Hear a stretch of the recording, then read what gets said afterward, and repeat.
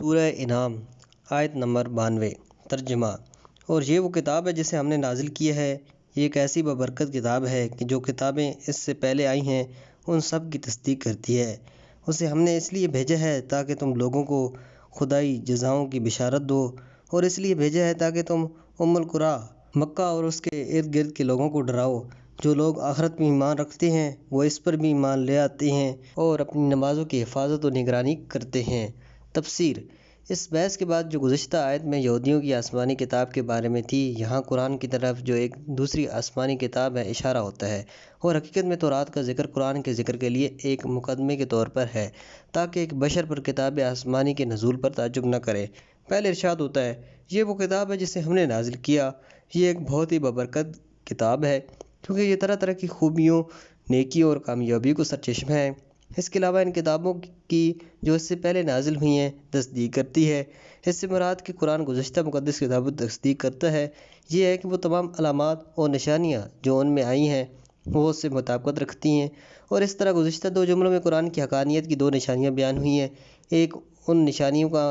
موجود ہونا کہ جن کی گزشتہ کتب میں خبر دی گئی تھی، اور دوسری قرآن کریم کے خود اپنے مضامین عالیہ کہ جن میں ہر قسم کی خیر و برکت اور وسیلہ سعادت موجود ہے۔ اس بنا پر اس کے مضامین عالیہ کے لحاظ سے بھی اور اسناد و تاریخ مدارک کی نظر سے بھی اس میں حقانیت کی واضح نشانیاں موجود ہے۔ اس کے بعد نزول قرآن کے ہدف و مقصد کی اس طرح وضاحت کی گئی ہے، ہم نے اسے اس لیے بھیجا ہے تاکہ تم القریٰ مکہ اور ان تمام لوگوں کو جو اس کے اطراف و جوانب میں رہتے ہیں ڈراؤ، اور ان کی ذمہ داریاں اور فرائض سے انہیں آگاہ کرو۔ اور چونکہ انذرا یعنی ذمہ داریاں اور فرائض کی طرف متوجہ کرنا اور ان کے ترک کرنے سے ڈرانا خصوصاً ایسے اشخاص کو جو سرکش اور طغیان گر ہوں، قرآن کریم کا اہم ترین پروگرام ہے، لہٰذا صرف اس چیز کی طرف اشارہ ہوا ہے۔ اور آیت کے آخر میں ارشاد ہوتا ہے کہ وہ لوگ جو قیامت کے دن پر حساب و کتاب پر اور اعمال کی جزا پر ایمان رکھتے ہیں اس کتاب پر بھی ایمان لے آئیں گے اور اپنی نمازوں کی حفاظت بھی کریں گے۔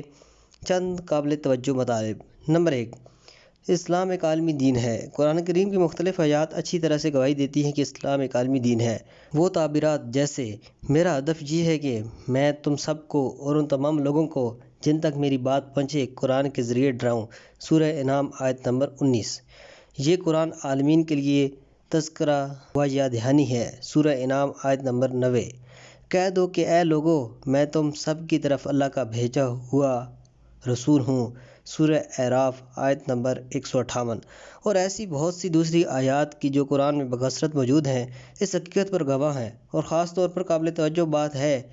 کہ ان میں بہت سی آیات مکہ میں نازل ہوئی ہیں، یعنی اس موقع پر کہ جب اسلام ابھی اس شہر کے حدود اربع سے باہر نہیں نکلا تھا۔ لیکن زیر بحث آیت کی طرف توجہ کرتے ہوئے یہ سوال سامنے آتا ہے کہ پیغمبر کی بعثت کا ہدف مکہ اور اس کے ارد گرد کے لوگوں کو ڈرانا اور انہیں ہدایت کرنا کیسے بیان کیا گیا ہے؟ کیا یہ اسلام کے عالمی دین ہونے کے منافی نہیں؟ اتفاق سے یہ اعتراض بعض یہودی اور بعض دوسرے مذاہب کے پیروکاروں سے نقل ہوا ہے، اور انہوں نے اپنے گمان میں اسلام کے عالمی دین ہونے کے مقابل میں اس کو ایک محکم ہتھیار پایا ہے جو اسے ایک خاص علاقے میں محدود کر دیتا ہے، یعنی مکہ اور اطراف مکہ۔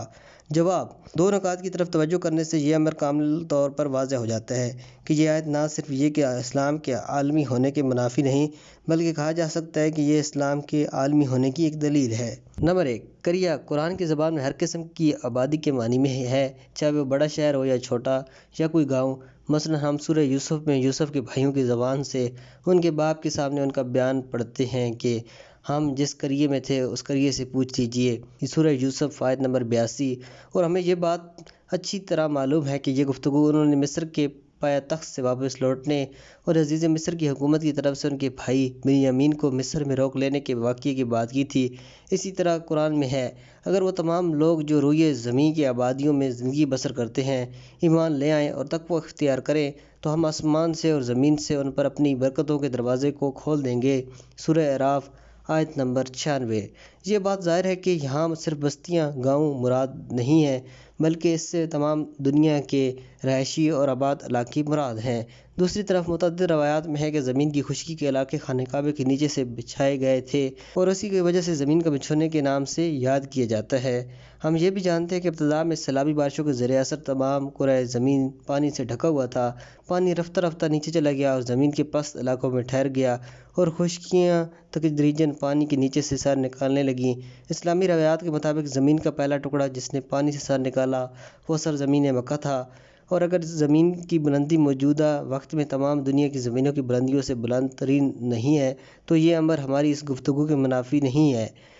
کیونکہ اس دن سے کئی لاکھ سال گزر چکے ہیں اور اب روئے زمین کے نکات کی کیفیت بالکل بدل چکی ہے۔ بعض پہاڑ سمندروں کی تہوں میں چلے گئے ہیں، بعض مقامات سمندروں کی تہوں سے نکل کر پہاڑوں کی چوٹیاں بن چکے ہیں، اور یہ امر علم زمین شناسی جیولوجی کی مسلمات میں سے ہے۔ نمبر 2، لفظ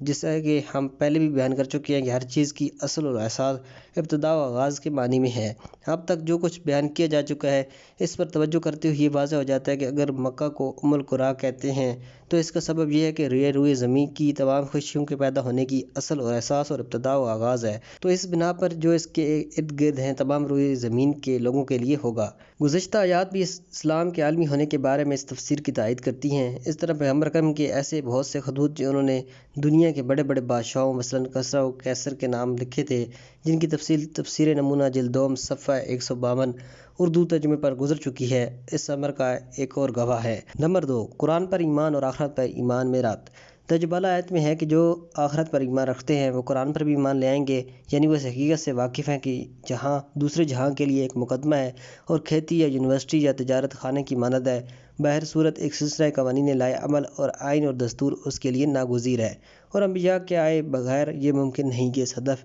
عالی تک پہنچ سکے اور اس دن آخرت کے لیے تیاری کر سکے۔ دوسرے لفظوں میں یہ بات مد نظر رکھتے ہوئے کہ خدا نے انسان کو اس دنیا میں تکامل اور ارتقاء کے لیے بھیجا ہے اور اس کی اصل منزل دوسرے جہاں ہے، اگر وہ انبیاء اور آسمانی کتاب کے لیے نہ بھیجے تو اس نے مقصد کو ضائع کر دیا ہے، اور اسی طرح سے خدا و معاد پر ایمان سے نبوت، انبیاء اور کتب آسمانی پر ایمان کا نتیجہ نکالا جاتا ہے۔ غور کیجیے گا۔ نمبر 3، نماز کی اہمیت۔ درج بالا آیت میں تمام دینی احکام میں سے صرف نماز کی طرف اشارہ ہوا ہے، اور جیسا کہ ہم جانتے ہیں کہ نماز خدا سے رشتہ جوڑنے اور اس کے ساتھ ربط کا مظہر ہے، اور اسی سبب سے تمام عبادات سے برتر اور بالا ہے۔ بعض کے عقیدے کے مطابق ان آیات کے نزول کے وقت اسلامی فریضہ فقط نماز ہی تھا۔ والسلام علیکم ورحمۃ اللہ۔